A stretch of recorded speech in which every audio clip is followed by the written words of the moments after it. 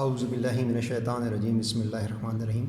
अस्सलामु अलैकुम स्टूडेंट्स, आज हम कॉम्प्लेक्स कंपाउंड की नॉमेनक्लेचर का टॉपिक रिवाइज़ करेंगे और आज का ये लेक्चर दो पार्ट में मुश्तमल होगा।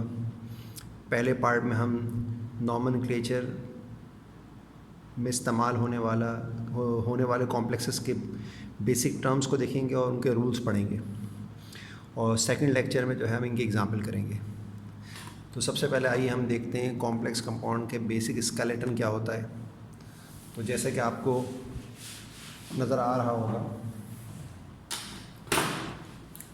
कि कॉम्प्लेक्स कंपाउंड का जो बेसिक स्केलेटन होता है वो इस शेप में हो सकता है कि स्क्वायर ब्रैकेट होगा, एक कोई ग्रुप होगा जो स्फीयर से बाहर होगा, अंदर एक M लिखा होगा, एक L लिखा होगा, N लिखा होगा, या फिर ऐसा होगा कि एक स्क्वायर ब्रैकेट लिखा होगा और स्क्वायर ब्रैकेट के बाहर एक ग्रुप लिखा होगा। ये स्क्वायर ब्रैकेट हमारी नॉमेनक्लेचर की टर्म में कोऑर्डिनेशन स्फीयर कहलाता है। इस स्फीयर के अंदर एक ट्रांजिशन मेटल होगा, L एक लिगेंड होगा और N उस लिगेंड की तादाद होगी, 2 3 4 5 6 7 जितनी भी हैं, जिसके लिए हम प्रीफिक्स डाई ट्राई वगैरह इस्तेमाल करते हैं। A रेडिकल होता है, अगर ये स्फीयर से पहले लिखा हुआ है तो ये पॉजिटिव होता है, स्फीयर के बाद में लिखा हुआ है तो ये नेगेटिव होता है। और तीसरा केस ये होता है कि इस कॉम्प्लेक्स कंपाउंड में सिरे से रेडिकल मौजूद ना हो तो सूरत में ये इस तरह की सूरत हाल होगी। नॉमेनक्लेचर के जो बेसिक स्केलेटन है उसके कुछ रूल्स इस तरह से हैं कि सबसे पहला रूल ये होता है कि आपको एक कॉम्प्लेक्स कंपाउंड दिया जाएगा तो आपने उसमें ट्रांजिशन मेटल आइडेंटिफाई करना और उसकी ऑक्सीडेशन स्टेट निकालनी है, जैसे कि मैंने पिछले लेक्चर में निकालना सिखाई थी आपको। सेकंड काम ये होगा कि आप फर्स्ट राइट करेंगे name of positive part of complex, यानी अब आप इसको इस तरह से देखिए कि अगर फर्ज करें रेडिकल स्फीयर से पहले तो ये पॉजिटिव हो जाएगा, तो स्फीयर क्या हो जाएगी नेगेटिव। तो अगर रेडिकल पॉजिटिव होगा तो पहले नाम रेडिकल का आ जाएगा और बाद में नाम किसका आएगा, स्फीयर का आएगा। लेकिन अगर फ़र्ज़ करें रेडिकल बाद में लिखा हुआ है तो रेडिकल नेगेटिव हो जाएगा और स्फीयर पॉजिटिव हो जाएगी। पॉजिटिव स्फीयर को कैटाइन और नेगेटिव को हम एनाइन कहते हैं।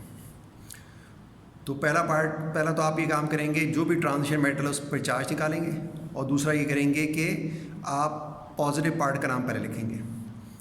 थर्ड रूल ये है कि इन कोऑर्डिनेशन सिर्फ first right the name of ligand and also right it's number. आप उसके बाद ये करेंगे कि इस कॉम्प्लेक्स कंपाउंड में जो भी ट्रांजिशन मेटल है, जैसे यहाँ पर कौन है H2 है, यानी एक्वा है, यहाँ Cl है, ओके क्लोरो है, इनका नाम लिखेंगे और तादाद बताएंगे। ठीक है, इससे आगे बढ़ें तो उसके बाद आपके सामने लिखा हुआ आपको नज़र आ रहा होगा रूल नंबर 4 में यहाँ लिखा नज़र आ रहा होगा, ये मैं आपको इसकी कॉपी भी भेज दूँगा कि after naming the ligand name transition metal.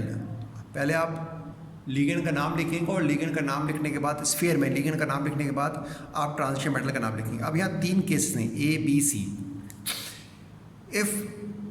If the complex आइन इज कैटाइन, यानी अगर फ़र्ज़ करें जो कॉम्प्लेक्स आइन है, यानी जो ये स्फीयर है, इस पर चार्ज पॉजिटिव है, the metal is name as the element, तो मेटल का नाम जो है उसके एलिमेंट के तौर पे आ जाएगा। अब मतलब क्या है इसका, देखिए पहली वाली एग्जांपल देखें, Cl पे चार्ज है -1 होता है, आपको मुझे पता है। 3Cl है तो 3Cl पे चार्ज क्या हो जाएगा, -3 हो जाएगा। तो स्फीयर पे चार्ज क्या आ जाएगा, +3 आ जाएगा। +3 आने का मतलब ये है कि ये स्फीयर कैटाइन है। इस सूरत में जो ट्रांजिशन मेटल का नाम है इस पर कोई तब्दीली नहीं होगी, वो जैसा नाम है वो वैसे का वैसे ही रहेगा, आप किसी भी रद्दोबदल के बगैर उसका नाम वैसे ही लिख देंगे। दूसरा वाला केस क्या है, देखें इससे बी एग्जाम्पल आपके सामने नजर आ रही होगा, बी देखें।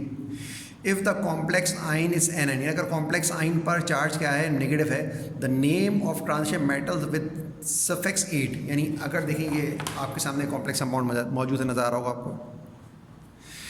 यहाँ रेडिकल पॉजिटिव है, सोडियम पे चार्ज +1 होता है, 2 सोडियम पे चार्ज +2 हो जाएगा, स्फीयर पे चार्ज -2 हो जाएगा। अब स्फीयर क्या है, एनाइन है। अब इस सूरत में ट्रांजिशन मेटल के नाम के आखिर में आप किसका इजाफा कर देंगे, ATE का इजाफा कर देंगे, यानी ट्रांजिशन मेटल के नाम के आखिर में ATE का इजाफा होगा अगर स्फीयर पे चार्ज माइनस है, और स्फीयर पे चार्ज माइनस कब होगा, जब रेडिकल पॉजिटिव होगा।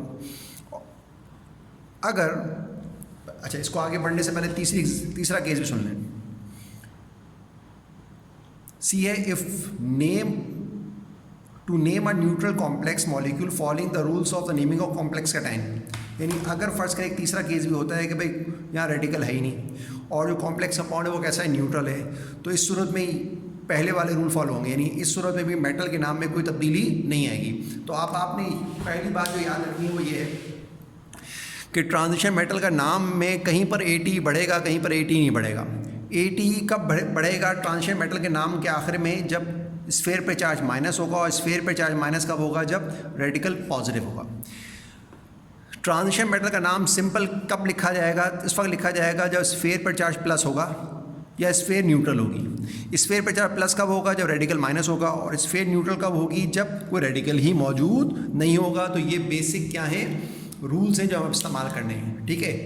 तो अब हम इसको आगे बढ़ाते हैं और आपके लिए मैं दोहरा देता हूँ बात बारी बारी करके। एक रूल सबसे पहले क्या है, जो ट्रांजिशन मेटल है उसको आइडेंटिफाई करें, उसका चार्ज निकालें, जो आपको चार्ज निकालना सिखाया जा चुका है। नंबर 2 क्या करेंगे आप, पॉजिटिव पार्ट का नाम लिखेंगे। अगर पॉजिटिव स्फीयर है तो पहले स्फीयर का नाम, रेडिकल है तो रेडिकल का नाम।